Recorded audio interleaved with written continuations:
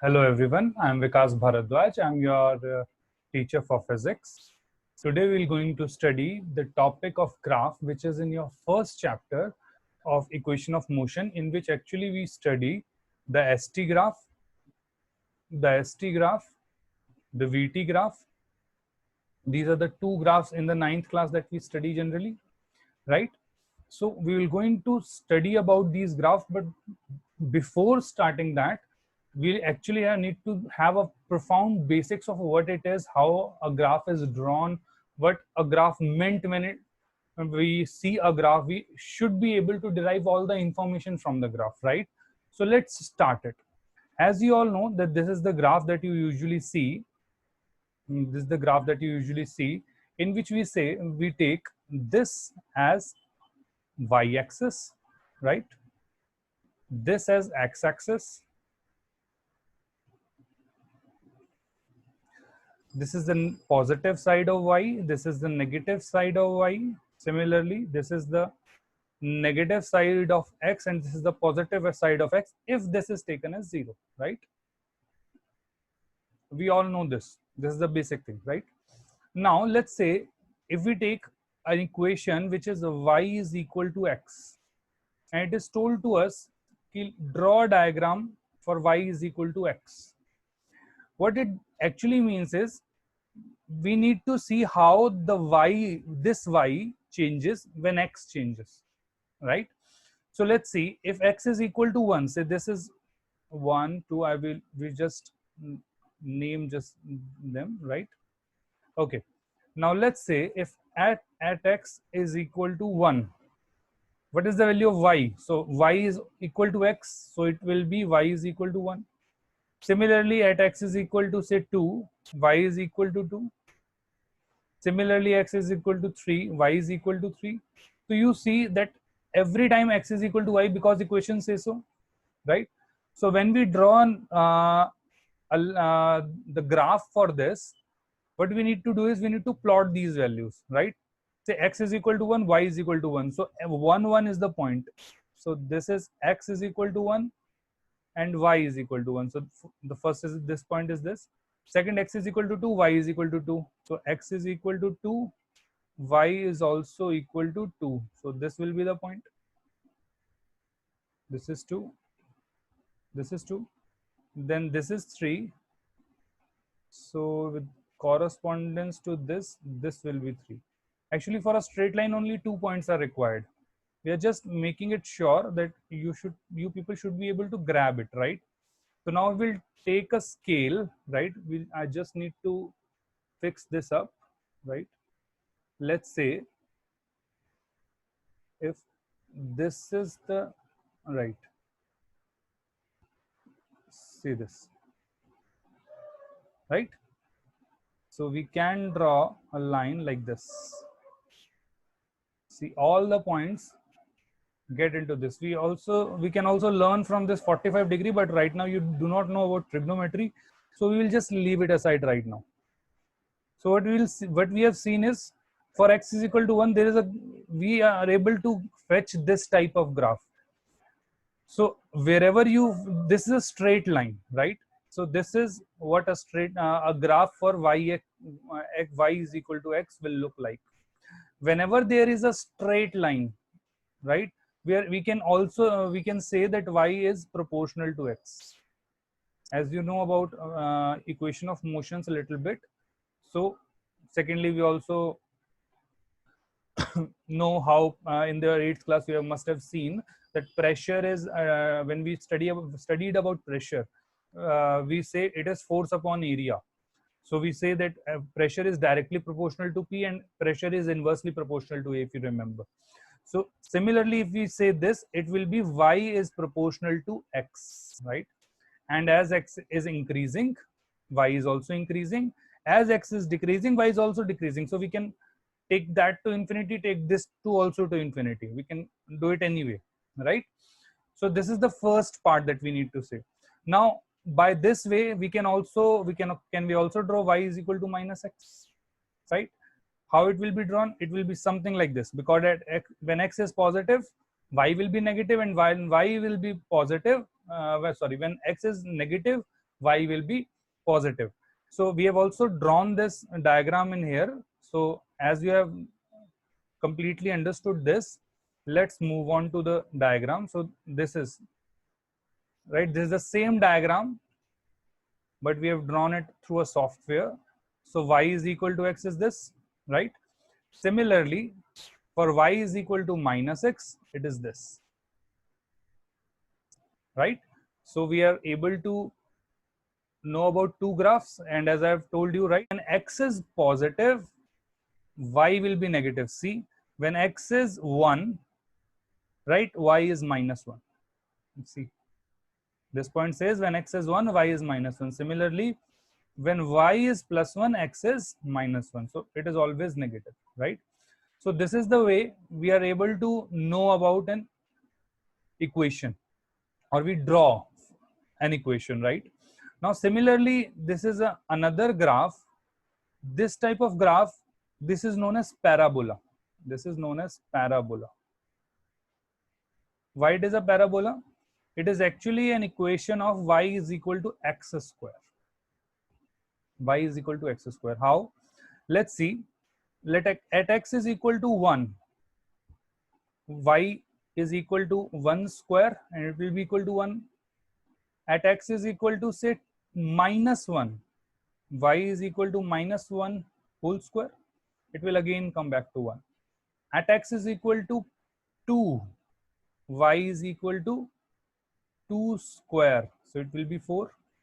And at x is equal to minus 2, y is equal to minus 2 whole square, it will be minus 4, right? So let's see.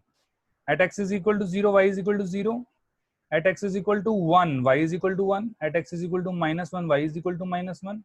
At x is equal to 2, right? At x is equal to 2, y is equal to 4. And x is equal to minus 2, y is equal to minus 4.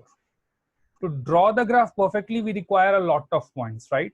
But this is the basic diagram. This is the actual diagram, but this is the basic 4 units that you can derive and see that how this graph is changing, right? Now this graph, who has y is equal to x square, has a parabola in its name, right? Similarly, we can also draw y is equal to minus x. Y is equal to minus x square. And you will also get, again, you will get this type of graph where every value of x will give you minus y. Every value of x, whether it is positive or negative, it will give you minus y. Initially in this, every value of x gives us positive y. That's why, see, whether x is positive or negative, y is always positive. But in this case, whether x is positive or negative, y is always negative, and that's why this is completely when we place a mirror, it will be just the same diagram that has been drawn in the downward direction, right? So just for seeing, at x is equal to y is 0, at x is equal to 1, y is equal to minus 1, at x is equal to minus 1, y is equal to minus 1, at x is equal to minus 2, y is equal to minus 4, and at x is equal to plus 2, y is equal to again minus 4. So this is the graph. Now for x cube, for a similar, if we see, right, for x, y is equal to x cube, if we'll see, this is the graph, how it is vary. So at x is equal to 1, y is equal to 1. At x is equal to 2, y is equal to 9. So that's why this is going upward, right? Similarly, at x is equal to minus 1, at x is equal to, say, minus 1, it will be minus 1 whole cube. And minus 1 whole cube, y is equal to would be minus 1. Hence it is this. At x is equal to minus 2, it will be minus 8. And that's why it is not showing, as it is going downwards, right? So this is the graph, how it is vary. Similarly, we can see that y is equal to minus x cube is also there.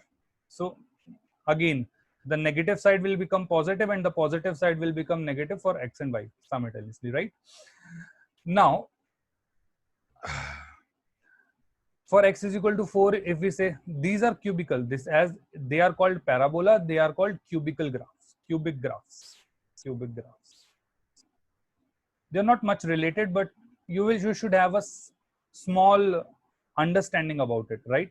Similarly, this is again this is y is equal to x square, and this is y is equal to x to the power 4, x to the power 4. Now if you see properly, it is just the same. It is just the same.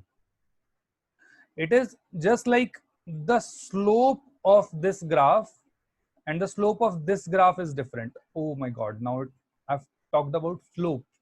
So we need to talk about slope first so that you will be able to understand what it is, right? Let's see what is slope. What a slope tells is, in very small terms, it is in very basic term. It is not right, but just to learn in the starting, it will be y-axis divided by x-axis. In a very basic term, if I say so, it is y-axis divided by x-axis. Now, what is y-axis? What is x-axis? Whatever it is in the y-axis. The y-axis can be any term. It can be if we are doing ST graph, it will be S. If we are doing drawing VT graph, it will be Y. If we are drawing a AT graph, it will be A. So it depends. Whatever it is drawn on y-axis, it will be on the numerator side, and whatever it is in the x-axis, at x-axis it will be in denominator side, right? So, but if we go on to learn about it more, or to be very precise, it will be change in y-axis, change in the y-axis magnitude wise, right? Divided by change in x-axis, to be more precise. This is a very layman term, very layman, but this is the more appropriate term. So if we talk about slope, right?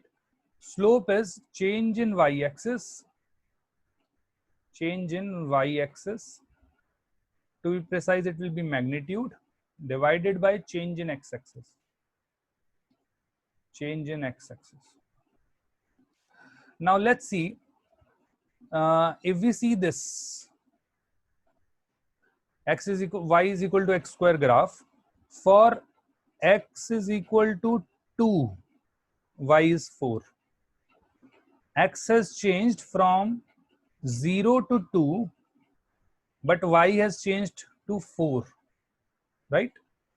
Similarly, for x is equal to 4, x to the power 4, when x is changed to 2, this x is changed to 2, y actually becomes 16.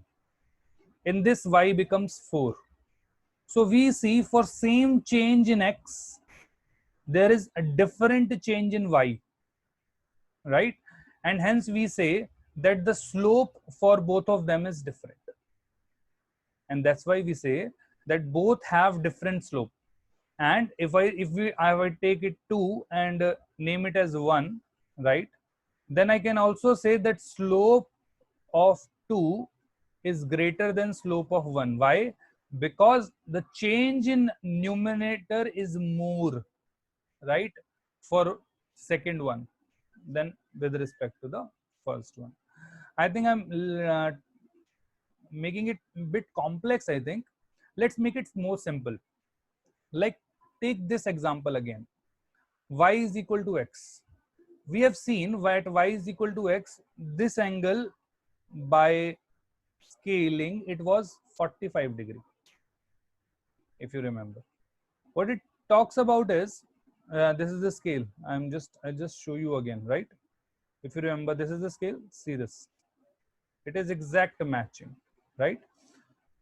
So for every at x is equal to 1, when x is changed to 1, y is also changed to 1,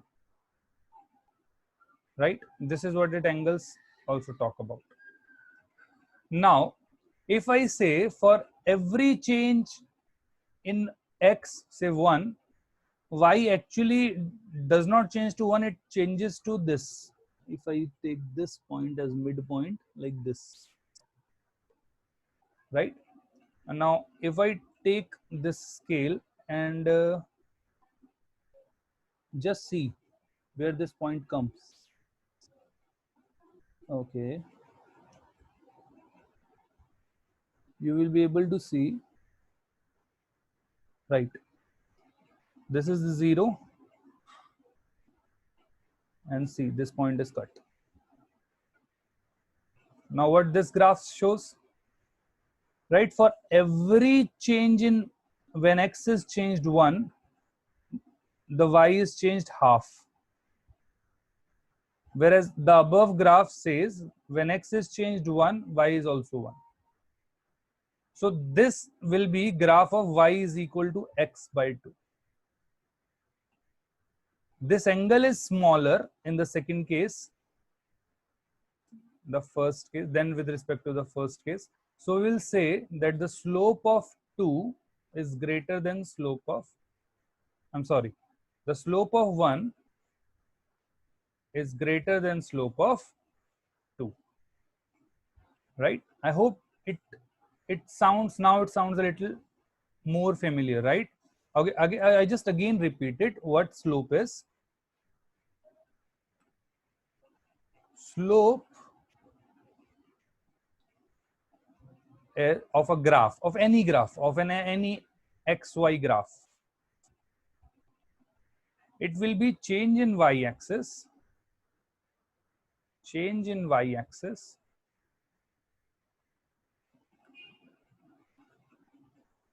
divided by change in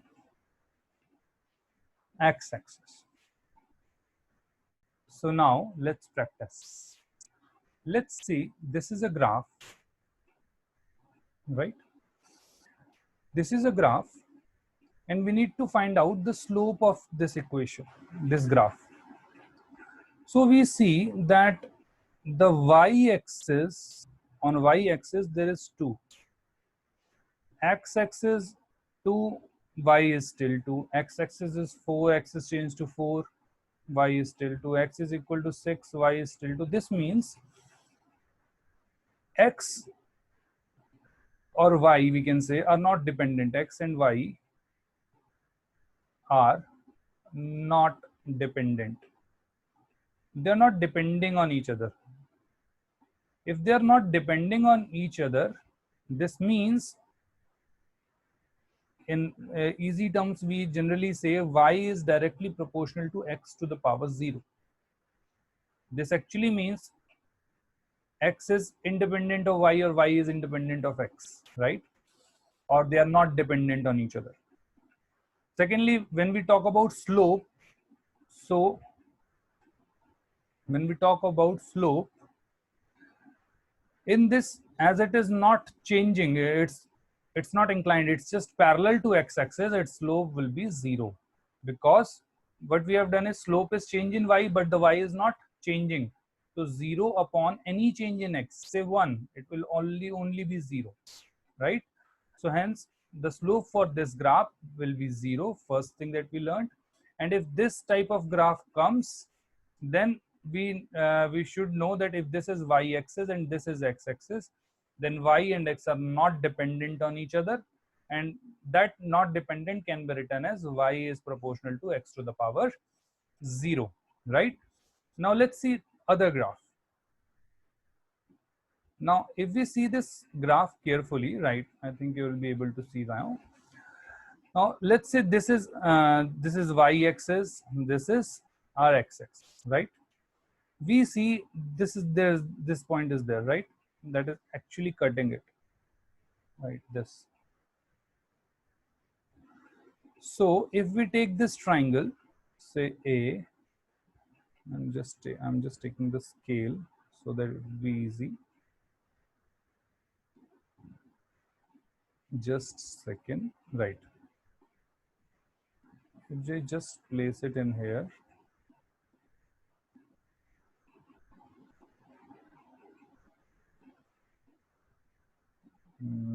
just a second, right? And if I draw a line, so a dotted line can also work, right? So in this, if I take A, B, and this as C, and if we want to find out the slope, what the slope tells us about change in y-axis divided by change in x-axis? we can directly call it delta y upon delta x. This is change in y-axis divided by change in x-axis. That is large change. Delta means large change. Large change. Right? Basically, you can learn about just only change. That would be sufficient. Now, when we see AB is the change in y. See, in y-axis. AB would be the change in y, and BC will be the change in x. AB upon BC. Now we see that BC is 2. BC is 2, whereas AB is 4. AB is 4. Right? Now, slope is what I've told you, y-axis upon x-axis. So we can write y upon x is equal to 4 upon 2. So 2. This is y-axis divided by x-axis. So when we say the slope, so the slope for this graph will be 2. Slope will be 2. Right? We can also find the equation also by just this displacing slope with y by x is equal to 2, and y will be equal to 2x, and this will be the equation of this graph.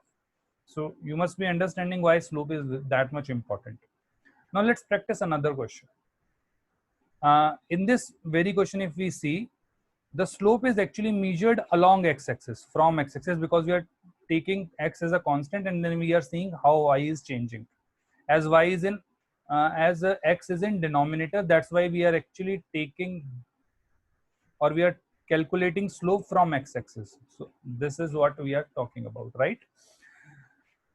This slope in trigonometry is called as a tan theta. This, if we want to find the slope, we can directly also write it. Slope is equivalent to tan theta also, which is change in y-axis divided by change in y-axis divided by change in x-axis. Right? Now let's take another question. Let's see this one. Now in this we see that at x is equal to 0, y is 0, that's it. At x is equal to 6, y is just 2. So if we are taking this triangle, okay, we should draw it by scale only, it would be better.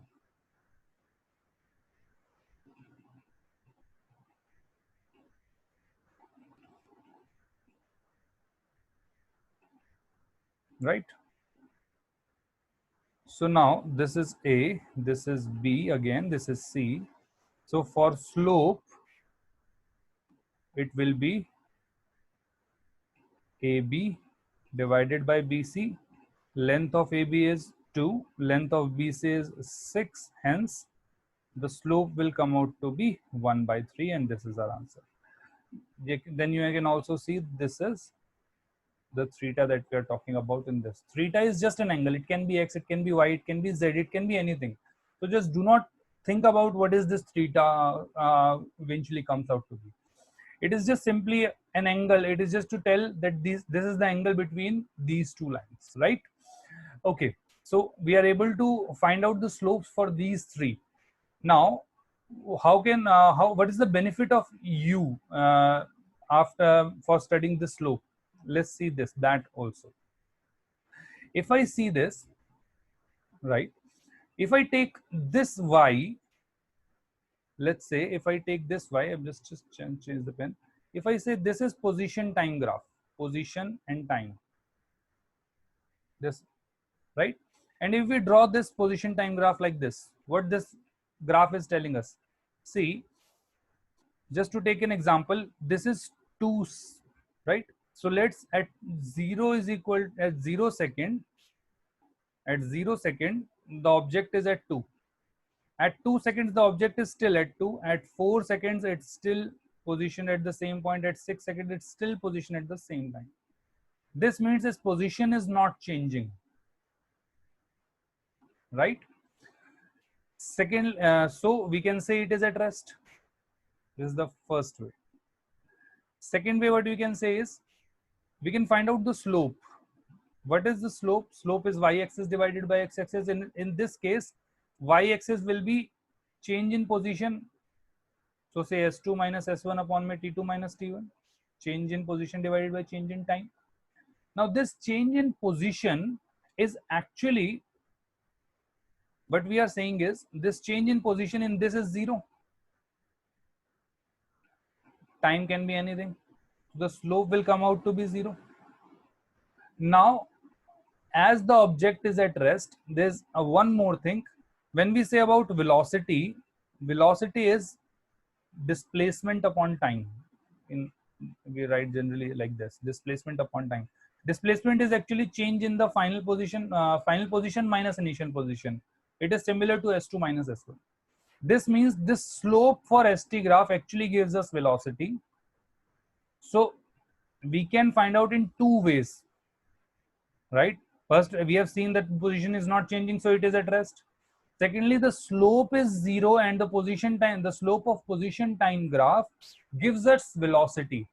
Hence, if the slope is 0, velocity would also be 0. So in these two ways, we can find out that the velocity in this case would be 0, right? Now take the other case. When we consider this graph, right? What I've said is slope for st, or I say position time graph, is equal to velocity. In this, what we got is slope we got is 2, right? This means velocity is equal to 2 meter per second directly if we consider this y as position and x as time graph. St graph, this slope of st graph will automatically will become velocity equal to velocity, and hence the velocity will become 2 meter per second. I hope you're understanding this, right? Now let's see on the other part. Now similarly, if this is position, this is time, again the slope of this graph will give what it comes as 1 by 3. Hence the velocity for this curve after seeing is 1 by 3. And if it is, say, it is in meter, it is in seconds, hence this velocity will be 1 by 3 meter per second, right? It is that easy, and that's why the slope is actually important. You can also see one more thing, right? We actually take a different graph for this, right? So now let's see, this is the graph, another graph, right?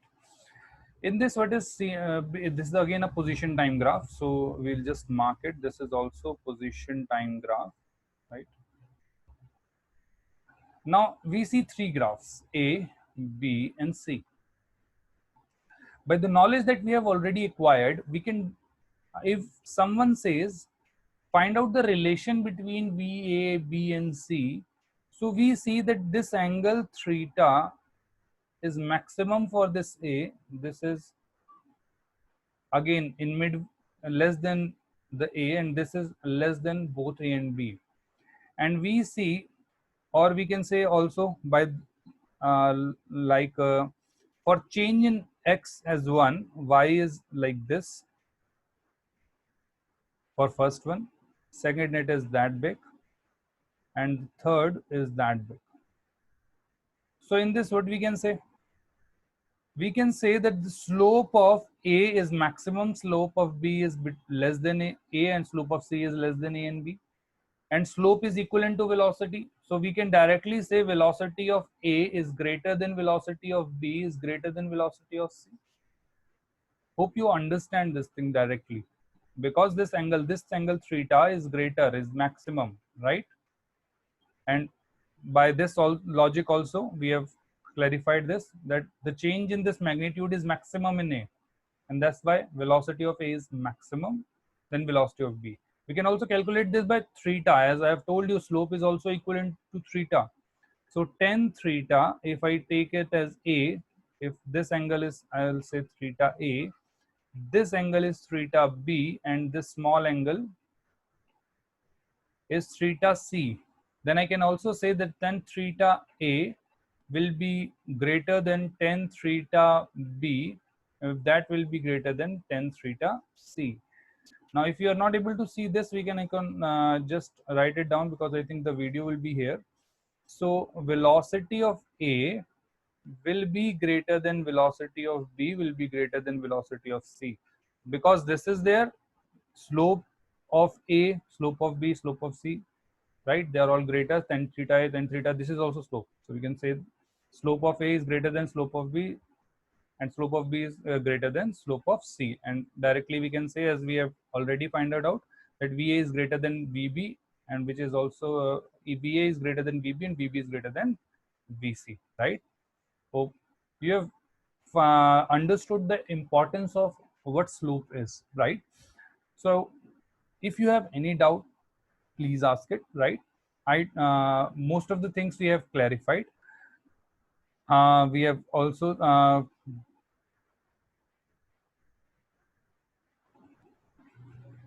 so thank you for joining in. We'll meet in the next lecture.